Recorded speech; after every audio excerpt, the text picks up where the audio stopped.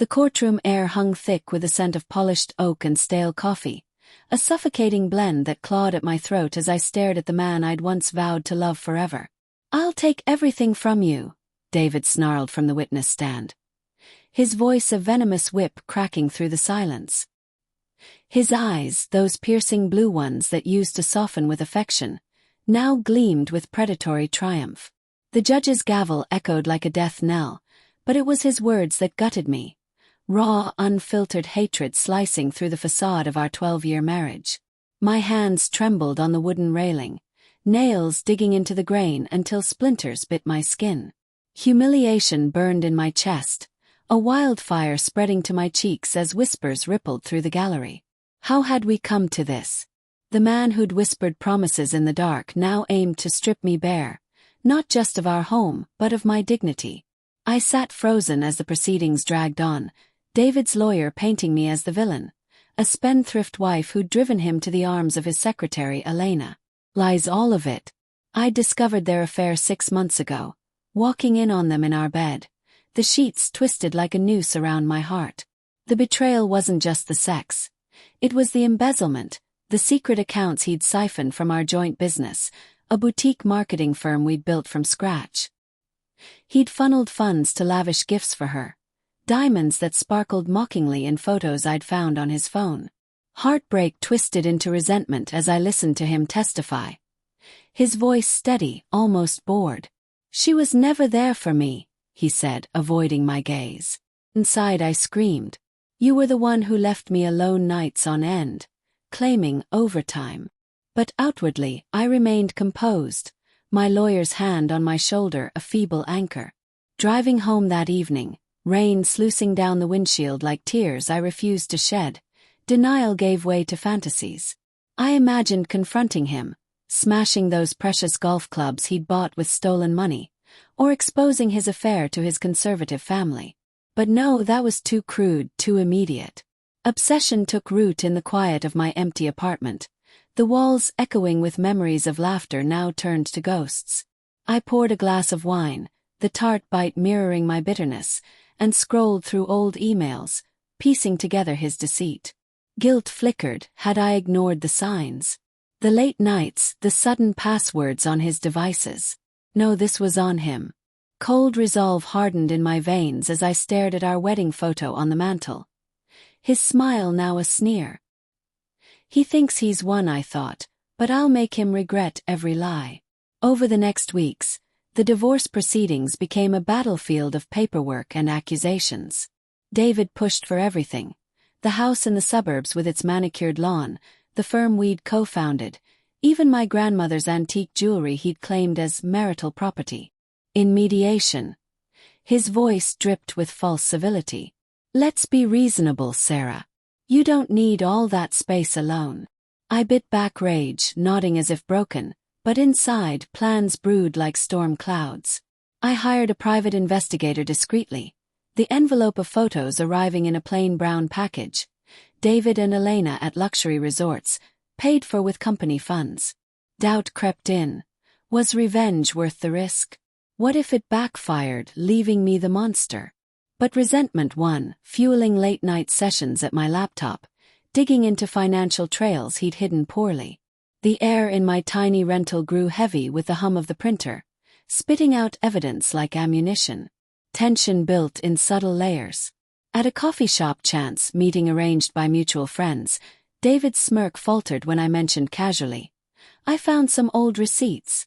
Interesting how the numbers don't add up." His laugh was forced, eyes darting. "You're imagining things, Sarah. Move on." But I saw the crack, fear beneath his bravado. Heart pounding, I retreated, moral conflict gnawing at me. Am I becoming like him? Yet the humiliation of that courtroom moment replayed in my mind, a loop of fury. I began small acts, anonymous tips to the IRS about irregularities at the firm, watching from afar as audits loomed. Suspense simmered in the quiet, phone calls he ignored, his growing pallor in court. He had no idea the nightmare was just beginning. Months blurred into a haze of calculated patience, the divorce inching toward finality like a predator stalking prey. David's confidence eroded visibly. Bags under his eyes spoke of sleepless nights, his once crisp suits hanging loose. In court, he snapped at his lawyer, voice edged with paranoia. "She's up to something," he muttered during a recess, glancing my way. I met his stare with feigned innocence, but inside obsession pulsed, a dark thrill at his unraveling. The investigators' reports painted a fuller picture. Not just the affair, but embezzlement totaling over $200,000, funneled into offshore accounts for a life with Elena. Heartbreak resurfaced in waves, guilt tagging along. He was my partner once, I thought, fingering our old love letters now yellowed with time. But resentment drowned it out. He'd betrayed not just me, but the dream we'd built. I escalated subtly, planting seeds of doubt. An email from a burner account to Elena, attaching photos of David with another woman. Faked, but convincing enough to spark jealousy. She confronted him. I overheard their argument outside the firm one evening, hiding in shadows as rain pelted the pavement. "Is this why you're always distracted?" she hissed, her voice cracking. He denied it, but the seed took root. Tension coiled tighter at home. My new routine of yoga and journaling masked furious planning. Sensory details sharpened my resolve. The metallic tang of blood from biting my lip in anger, the soft click of my keyboard as I hacked his old passwords, easy since he reused them. Fear whispered warnings. What if I got caught? Moral conflict raged. Revenge felt justified, yet it tainted me, turning love's ashes into poison. The climax built in a dimly lit bar where I, accidentally, ran into him after a hearing. The clink of glasses and murmur of patrons provided cover as I slid onto the stool beside him. "Truce," I said softly, voice laced with feigned vulnerability. He eyed me warily, Scotch breath warm on my face. "What do you want, Sarah?" Suspense hung in his hesitation. I leaned in, whispering, "I know about the accounts. The Cayman Islands." Sloppy. His face drained of color, hand tightening on his glass. "You're bluffing." But doubt flickered, layered motivations exposed. He'd done it for greed, not just love. Elena was a trophy, the money his escape plan. He smiled coldly. "Am I? Check your email." That night, he discovered the forged documents I'd planted digitally. Evidence of fraud linking him to tax evasion, emailed anonymously to his boss and the authorities. Panic set in.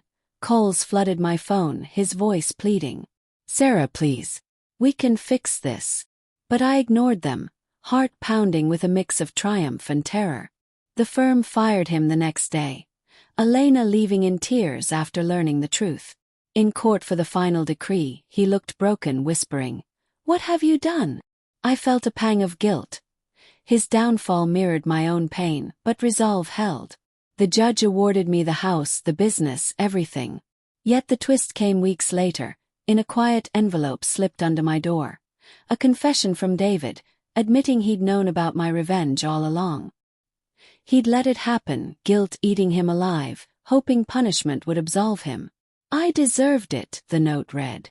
Shock hit like a wave. His moral complexity revealed, a self-inflicted nightmare. Obsession turned to hollow victory. I'd won, but at what cost? As I burned the note in the fireplace, flames dancing shadows on the walls, I realized revenge hadn't freed me. It bound us forever in mutual ruin. The house felt emptier than ever, echoes of betrayal lingering like smoke.